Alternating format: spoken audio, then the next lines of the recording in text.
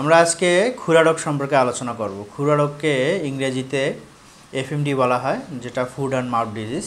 এটি গবাদি পশুতে খুবই সংক্রামক এবং এটা অনেক দিন আগে থেকেই এই রোগটা খামারে সংক্রমিত হয়ে আসছে এবং কৃষকরা, খামারিরা ব্যাপকভাবে ক্ষতির সম্মুখীন হচ্ছে।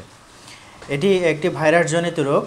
এটি পিকর্না ভিরিডি ভাইরাস দ্বারা সংক্রমিত হয়ে থাকে।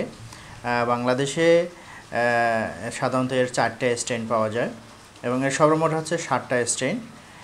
এই স্ট্রেনগুলো হচ্ছে AOC, SAD1, SAD2, SAD3 এবং এশিয়া 1। এই স্ট্রেন দ্বারা সাধারণত এফএমডি ভাইরাস গবাদি পশুতে সংক্রমিত হয়। এই ভাইরাসটা যেগুলো অ্যানিমেল হচ্ছে দ্বিখুর বিশিষ্ট, সেই প্রাণীগুলোতে বেশি আক্রান্ত হয় এবং ক্ষতি সাধন করে। এটি সাধারণত ডিরেক্ট কন্ট্যাক্টের মাধ্যমে ছড়াতে পারে। কোনো যদি সংক্রমিত গরু যদি অন্য কোনো গরুতে বা অন্য গবাদি পশুতে যদি কাছাকাছি চলে আসে, তাহলে যেটা সংক্রমিত গরু ওখান থেকে ভাইরাস অসংক্রমিত গরু বা সুস্থ গরুতে ট্রান্সমিট হতে পারে। ইনডাইরেক্ট ট্রান্সমিশন বলতে গবাদি পশুর ব্যবহৃত বিভিন্ন দ্রব্যাদি বা সরঞ্জামাদির মাধ্যমে এই ভাইরাসটা সংক্রমিত হতে পারে। যেমন খামারে যে যন্ত্রপাতি আমরা ইউজ করি, সেই যন্ত্রপাতির মাধ্যমেও এই ভাইরাসটা ছড়াতে পারে। বাতাসের মাধ্যমে এই ভাইরাসটা ছড়াতে পারে। এই ভাইরাসটা সাধারণত অনেক ছোট আকারের হয় এবং প্রবল বেগে যখন বায়ু প্রবাহিত হয়, এই বায়ু প্রবাহের মাধ্যমে এই ভাইরাসটা 10 কিলো থেকে প্রায় 250 কিলোমিটার পর্যন্ত ছড়াতে পারে। ভাইরাসটা খুব ক্ষুদ্র হওয়ার কারণে বাতাসে অনেকক্ষণ ভেসে থাকে এবং প্রবল বেগে বাতাস প্রভাবিত হওয়ার কারণে ভাইরাস চারিদিকে এটা ছড়িয়ে পড়ে। প্রাণীভিত্তিক সংক্রমণ সাধারণত সংক্রমিত প্রাণী থেকে দুধ এবং মাংস সংগ্রহ করলে সেই দুধ এবং মাংসের মাধ্যমেও সুস্থ প্রাণীতে এই ভাইরাসটা ছড়াতে পারে। বন্যপ্রাণী এবং পাখির মাধ্যমে সংক্রমণ সাধারণত খামারের ভিতরে যদি বড় ধরনের গাছপালা থাকে, তাহলে এই ভাইরাসটা পাখি এবং বন্যপ্রাণীর মাধ্যমে ভাইরাসটা খামারের মধ্যে ছড়িয়ে পড়তে পারে। খুরা রোগে আক্রান্ত গবাদি পশুতে আমরা কি কি লক্ষণ দেখতে পাবো? প্রথমেই আমরা যেটা দেখতে পাবো সেটা হচ্ছে উচ্চ মাত্রায় জ্বর। সাধারণত 103 থেকে 105 ডিগ্রি ফারেনহাইট পর্যন্ত জ্বর উঠে যেতে পারে। মুখে এবং পায়ে ঘা হয়, মুখে ফোসকা হতে পারে এবং মুখ থেকে লালা ঝরতে পারে। পায়ে ফোসকা হয় এবং ফোসকার কারণে গবাদি পশু হাঁটতে পারে না। আক্রান্ত গরু পায়ে গভীর ক্ষত হওয়ার কারণে হাঁটতে পারে না।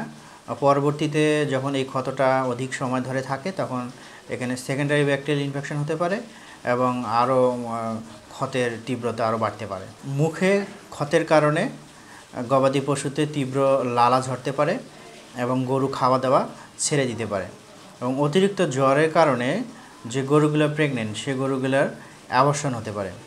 এক্ষেত্রে এফএমডি আক্রান্তের ফলে অ্যাবর্শন হয় না, কিন্তু এফএমডি আক্রান্তের কারণে যে জ্বরটা হয়, তীব্র তাপমাত্রা হয়, সেই তাপমাত্রার কারণে গবাদি পশুতে অ্যাবর্শন হতে পারে।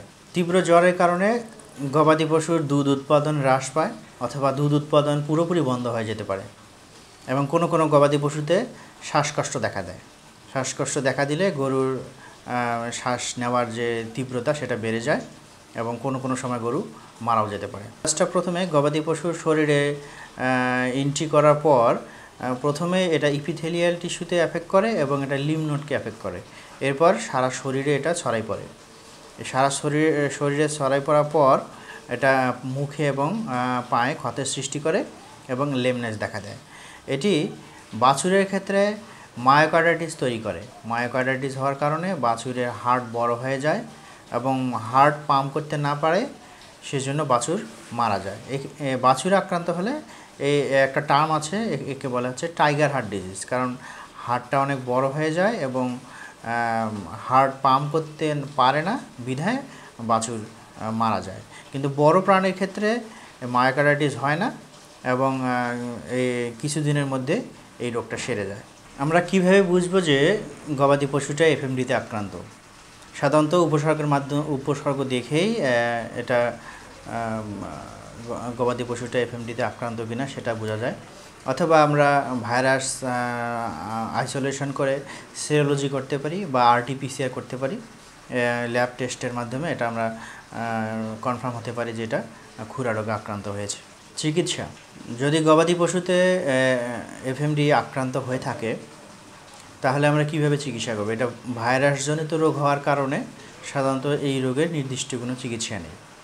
যখন যে সাইন সিমটম প্রকাশ পাবে তখন সেই সাইন সিমটমের অ্যাগেনস্টে আমরা চিকিৎসা দেব।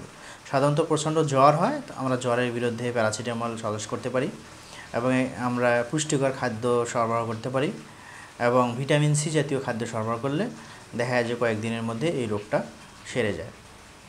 ভ্যাকসিনেশন, আমরা এই রোগটা কিভাবে প্রতিরোধ করব? সাধারণত আমাদের এই এফএমডির যে ভ্যাকসিন সেটা বাজারে অ্যাভেলেবেল আছে এবং আমাদের সরকারি অফিসেও এই ভ্যাকসিনটা সরবরাহ করা হয়। সাধারণত ট্রাইভ্যালেন্ট ভ্যাকসিন এখানে দেওয়া হয়। এই ট্রাইভ্যালেন্ট ভ্যাকসিনটা বড় অ্যানিমেলের ক্ষেত্রে 6 সিসি করে চামড়া নিচে এবং ছোট অ্যানিমেলের ক্ষেত্রে 3 সিসি করে চামড়া নিচে বছরে 2 বার দিলেই আমরা এই খুরা রোগ থেকে আমরা গবাদি পশুকে মুক্ত রাখতে পারি।